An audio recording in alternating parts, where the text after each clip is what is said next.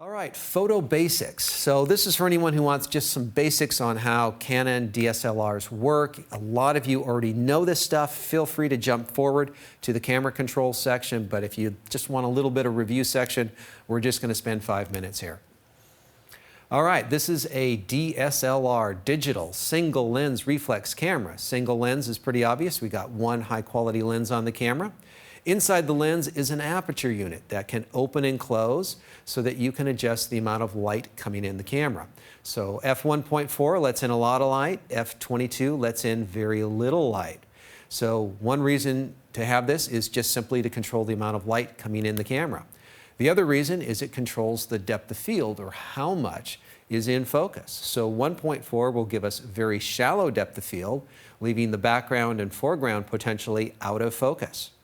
As we stop the aperture down, we get a little bit more depth of field. And every aperture that we stop down to that higher number, we're getting more and more depth of field until we max out on this theoretical lens at f22. That'll vary from lens to lens so that we can get great depth of field here. And so this is one of the great controls that we have in photography over deciding what type of photograph we want to take.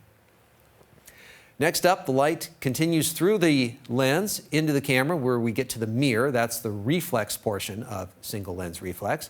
Bounces up to a focusing screen and out the viewfinder so that you can see what's going on. When it's time to shoot a photo, you press down on the shutter release and that mirror needs to get up and out of the way so that light can get back to the image sensor.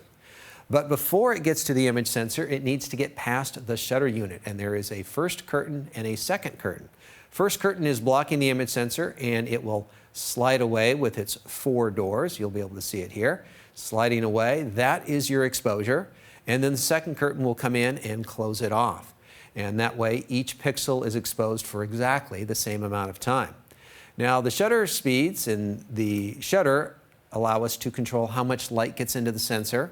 And we're also going to be using it for stopping motion, as we'll see later on in the class. And so we'll be using the aperture and the shutter speed for controlling the amount of light coming in the camera.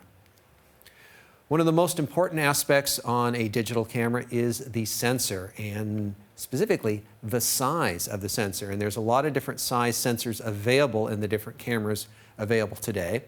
The 6D Mark II uses the largest of the common sensors out there. Yes, there are some that are bigger, but of the common ones, it's the largest size.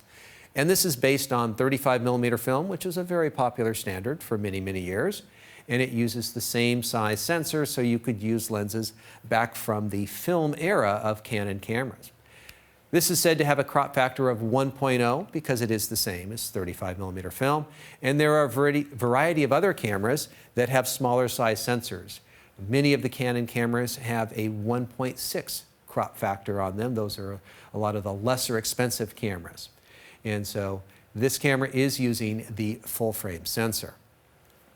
If you are interested more about different aspects of photography, you may want to take a look at my class, The Fundamentals of Photography. This is a very in-depth class that explores all different aspects of photography and is a good base for anyone who's going and wanting to learn more about photography and going in many different directions on it. So that's a good accompanying class that does not have duplicate information that is in this class. So you may want to check that one out if you just want a good general photography class that goes in depth on a lot of topics.